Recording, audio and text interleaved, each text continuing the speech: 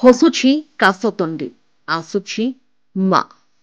ଶରତ ଆଗମନ ପୂର୍ବରୁ କେଉଁ ନଦୀ ପଠାତ କେଉଁଠି ରାସ୍ତା କଡ଼ରେ ଧଳାର ଚାଦର ବିଛେଇ ସଜେଇ ହୋଇ ମା ଦୁର୍ଗାଙ୍କ ଆଗମନକୁ ଚାହିଁ ଖିଲି ଖିଲି ହୋଇ ହସୁଛି ଏଇ ଧରଣୀ ରାଣୀ କାଶତଣ୍ଡି।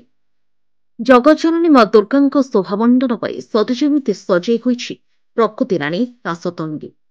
ଶରତ ଋତୁର ପ୍ରକୃତି ଶୋଭା କାଶତଣ୍ଡି ଦିଶେ କି ମନଲୋଭା। ଗ୍ରାମ୍ୟ ପ୍ରକୃତିର ଅବଲୋକନ କି ସୁନ୍ଦର ହାବିଶିକେଶନ।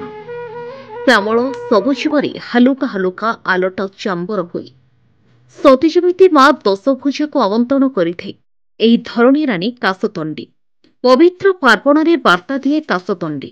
ବର୍ଷା ଯାଏ ଶରତ ଆସେ। ଏ ଋତୁର ଆଗମନରେ ଶ୍ରାବଣର ଅବିଶ୍ରାନ୍ତ ଦୋଇଫୁତ ହୋଇ ଜଳସ୍ଥଳ ବନ ଗିରିଆକାଶ ଅପରୂପ ଶୋଭା ଧାରଣ କରେ। ମା ଦଶଭୁଜାଙ୍କ ଆଗମନ ପୂର୍ବରୁ ମାଧବୀ ହରକା କାଶତଣ୍ଡି ଗଙ୍ଗ ସେଉଳି ଇତ୍ୟାଦି ଫୁଲ ଫୁଟି ବାସ ଛୁଟେ। ଆଉ ମା ଦୁର୍ଗାଙ୍କ ଆଗମନ ପୂର୍ବରୁ ଧରାପୃଷ୍ଠ ସତେ ଯେମିତି ନାଚି ଉଠେ। ଯା ଦେବୀ ସର୍ବଭୂତେଷୁ ମାତୃରୂପେଣ ସଂସ୍ଥିତା ନମସ୍ତସ୍ୟେ ନମସ୍ତସ୍ୟେ ନମସ୍ତସ୍ୟେ ନମୋ ନମଃ। ଇଏ ହେଉଛି ପାର୍ବଣ ଋତୁ, ଆନନ୍ଦ ଉଲ୍ଲାସର ଋତୁ। ଗାଁ ଗହଳି ଠାରୁ ଆରମ୍ଭ କରି ସହର ପର୍ଯ୍ୟନ୍ତ ସବୁଠାରେ ମା ଦୁର୍ଗାଙ୍କୁ ପୂଜା କରାଯାଏ। ଅନୁଗୁଳ ଏପରି ଗୋଟିଏ ଜିଲ୍ଲା ଯେଉଁଠି ଗଡ଼ଜାତ ଆଗରୁ ଥିଲା ଏବଂ କିଛି ମୋଗଲବନ୍ଦୀ ଅଞ୍ଚଳ ଅନ୍ତର୍ଭୁକ୍ତ ବି ଥିଲା। ତେଣୁ ସବୁଠି ଆଜି ଏହି ମା ଦୁର୍ଗାଙ୍କର ପୂଜା ଅନୁଷ୍ଠିତ ହେବ।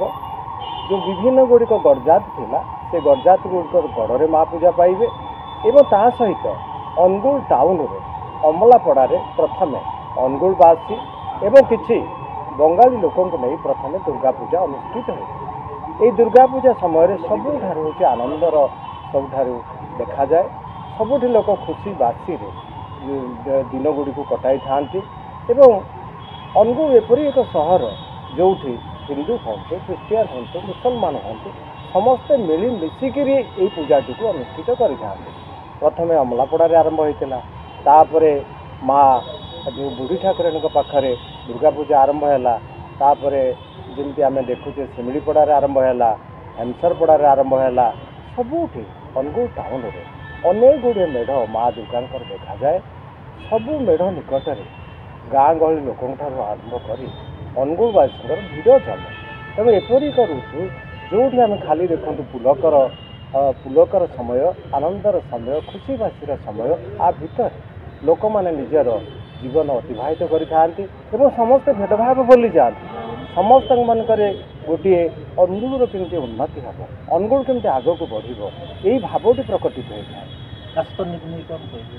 ଦେଖନ୍ତୁ, ନଦୀ ପଠାରେ କାଶତଣ୍ଡି, କାଶତଣ୍ଡିର ହସ ଯେମିତି ଶୁଭ୍ର, ଠିକ୍ ସେମିତି ସବୁ ଅନୁଗୁଳବାସୀଙ୍କ ମନରେ ସେଇ ଶୁଭ୍ର ଭାବନା, ସେଇ ଶୁଭ୍ର ଚେତନା ହିଁ ଦେଖା ଦେଇଥାଏ। ଯେଉଁ ଶୁଭ୍ର ଚେତନାରେ କୌଣସି ବାଦ ବିସମ୍ବାଦ ନଥାଏ, କୌଣସି ପ୍ରକାର ଖରାପ ଭାବନା ନଥାଏ।